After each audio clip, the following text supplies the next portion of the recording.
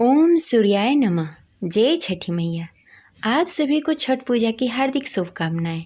आज की इस वीडियो में हम सुनेंगे छठ महापर्व की संपूर्ण व्रत कथा, छठ पूजा क्यों की जाती है, सर्वप्रथम छठ पूजा किसने की थी और छठ पूजा के महत्व के बारे में जानेंगे। तो इस वीडियो को अंत तक अवश्य देखिएगा और इस वीडियो को लाइक करके कमेंट बॉक्स में जय छठी मैया अवश्य लिखें। छठ महापर्व कार्तिक मास की शुक्ल पक्ष की षष्ठी तिथि को रखा जाता है, लेकिन इसकी शुरुआत चतुर्थी तिथि से ही हो जाती है। इस दिन व्रती सुबह प्रातः उठकर स्नान आदि से निवृत्त होकर घर को स्वच्छ करके शुद्ध और सात्विक भोजन बनाती है। भोजन में लौकी की सब्जी, चने की दाल और चावल बनाती है। इसे खाकर व्रत का प्रारंभ किया जाता है और इसके अगले दिन यानी कि 6 नवंबर को खरना किया जाएगा।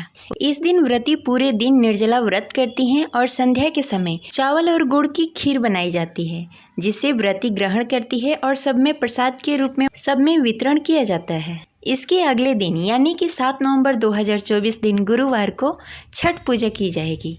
छठ पूजा का संध्या अर्घ 7 नवंबर को है और प्रातः अर्घ 8 नवंबर को किया जाएगा और इस दिन उगते हुए सूर्य को अर्घ देकर व्रत का पारण किया जाएगा। यह 4 दिनों का त्यौहार है और इसमें साफ सफाई का खास ध्यान रखा जाता है।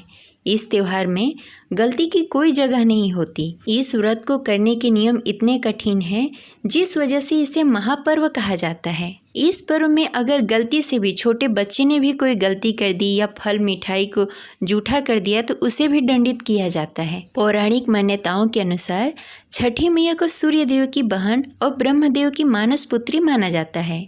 इनका नाम षष्ठी मैया, जिन्हें आमतौर पर छठी मैया कहा जाता है। छठ महापर्व प्रकृति को समर्पित है। इस पर्व में जल तथा सूर्य को साक्षी मानते हुए सूर्य देव का आराधना की जाती है।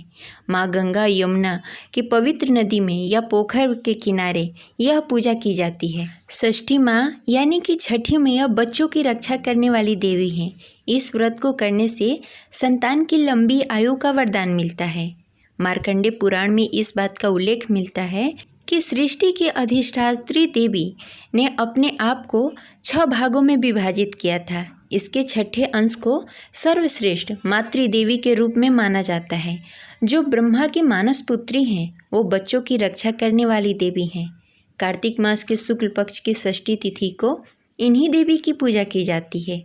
शिशु के जन्म के 6 दिनों के बाद इन्हीं देवी की पूजा की जाती है। इनकी प्रार्थना से बच्चों का स्वास्थ्य, सफलता और दीर्घायु होने का आशीर्वाद मिलता है। पुराणों में इन्हीं देवी को कात्यायनी माता के नाम से जाना जाता है।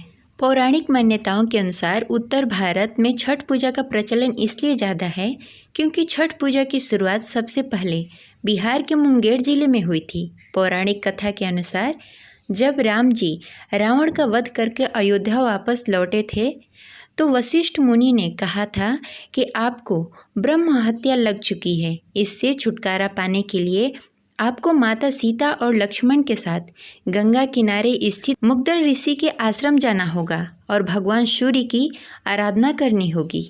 तब माता सीता ने अपने पति की दीर्घायु के लिए बिहार के मुंगेर जिले में स्थित मुग्दर ऋषि के आश्रम के समीप गंगा किनारे सबसे पहले छठ पर्व किया था, जहां अभी भी माता सीता के पैरों का निशान है।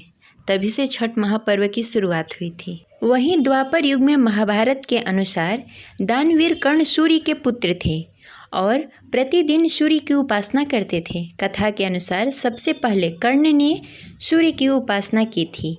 वह प्रतिदिन स्नान के बाद नदी में जाकर सूर्य को अर्घ्य देते थे। पौराणिक कथा के अनुसार द्रौपदी से भी जोड़कर देखा जाता है कि द्रौपदी ने 5 पांडवों के बेहतर स्वास्थ्य और सुखी जीवन के लिए छठ व्रत रखा था, सूर्य की उपासना की थी। इसके परिणाम स्वरूप पांडवों को उनको खोया हुआ राजपाट मिल गया था। छठ व्रत कथा के अनुसार विप्र नाम के एक राजा थे। उनकी पत्नी का नाम मालिनी था। दोनों की कोई संतान नहीं थी। इस बात से राजा और उनकी पत्नी बहुत दुखी रहते थे। उन्होंने एक दिन संतान प्राप्ति की इच्छा से महर्षि कश्यप द्वारा पुत्रेष्ठी यज्ञ करवाया। इस यज्ञ के फलस्वरूप रानी गर्भवती हुई। 9 महीने बाद संतान सुख को प्राप्त करने का समय आया तो रानी को मरा हुआ पुत्र प्राप्त हुआ। इस बात का पता चलने पर राजा को बहुत दुख हुआ। संतान शोक में वह आत्महत्या का मन बना लिए। लेकिन जैसे ही राजा ने आत्महत्या करने की कोशिश की तो उनके सामने एक सुंदर देवी प्रकट हुई। देवी ने कहा कि हे राजन, मैं षष्ठी देवी हूँ। मैं लोगों को पुत्र का सौभाग्य प्रदान करती हूँ। इसके अलावा जो सच्चे भाव से मेरी पूजा करता है, मैं उसके सभी प्रकार के मनोकामनाओं को पूर्ण करती हूँ। यदि तुम मेरी पूजा करोगे तो मैं तुम्हें पुत्र रत्न प्राप्त करूँगी। देवी की बातों से प्रभावित होकर राजा ने उनकी आज्ञा का पालन किया। राजा और उनकी पत्नी ने कार्तिक शुक्ल पक्ष षष्ठी तिथि के दिन देवी षष्ठी की पूरी विधि विधान से पूजा की। इस पूजा के फल स्वरूप उन्हें एक सुंदर पुत्र की प्राप्ति हुई। तभी से छठ का पावन पर्व मनाया जाने लगा। यह रही छठ व्रत की संपूर्ण व्रत कथा। आशा करते हैं आपको अच्छी लगी होगी। छठ महापर्व में लोकगीत भी गाए जाते हैं, जिसमें सुगवा को मरवो धनुष से, सुगा गिरे मुरझाए और का चहीं बास के बहंगिया, यह लोक कथा बेहद ही प्रचलित है। ऐसे ही छठ महापर्व की बहुत सारे लोकगीत प्रचलित हैं। आशा करते हैं हमारी जानकारी आपको अच्छी लगी होगी। तो इस वीडियो को लाइक अवश्य करें और इस वीडियो को ज़्यादा से ज़्यादा लोगों को शेयर करें, जिससे सभी लोग को पता चले कि छठ महापर्व क्यों मनाया जाता है और सर्वप्रथम किसने किया था। तो मिलते हैं अगले वीडियो में। तब तक के लिए जय छठी मैया, जय सूर्यदेव।